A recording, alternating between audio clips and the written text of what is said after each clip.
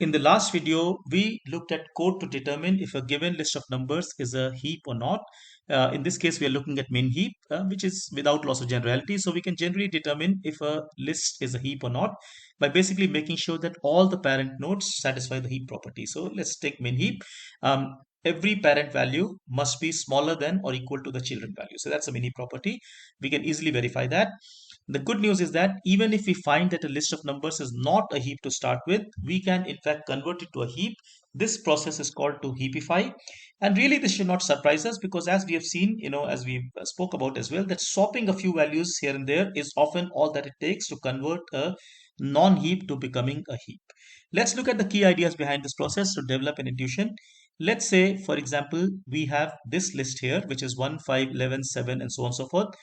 When we impose a complete binary tree on this list and we look at the structure emerging, we realize right away that this is not a heap because look, if I start looking from the parents, let's say, and going backwards, this node is all right. However, at this parent node, I have a heap violation, and one heap violation is all it takes to call it, let's say, not a heap. It just so happens that in this case, there is one more heap violation, which is 11 more than 10.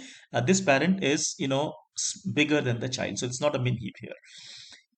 Good news is, as we can see clearly from here, if we were to make, let's say, two swaps, what do I mean by that? Let's say if I were to interchange the value of 10 and 11. So basically I say, okay, let's put 10 here and 11 here. I've tried to highlight that in the list as well. So if I just change these two values, at this node, the heap property is satisfied again because 10 becomes a parent, 18 is child, 11 is a child. So heap property is satisfied here, the min heap property. In fact, we can do the same thing here by just interchanging 3 and 7. So 3 goes here, as I've indicated also on the list here. So 3 goes, let's say, so 7 goes from, let's say, item 4 to being item 10. 3 goes from being item 10 to item 7. 3 comes here. 3 is smaller than 5. 3 is smaller than 10.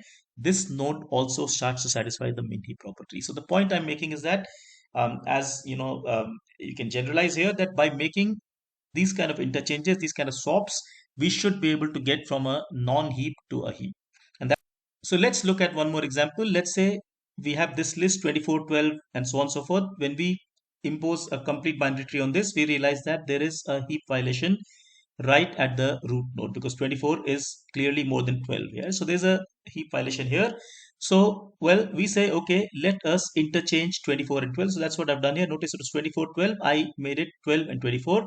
So that takes care of the root node. However, the heap violation has basically just shifted to another place, which is at index number 1. So right here. So once again, we can say that, okay, let us interchange 18 and 24. So I do that. And now it's fine at this node, which is index number 1. However, there's a heap violation now at this node here, which is index 3.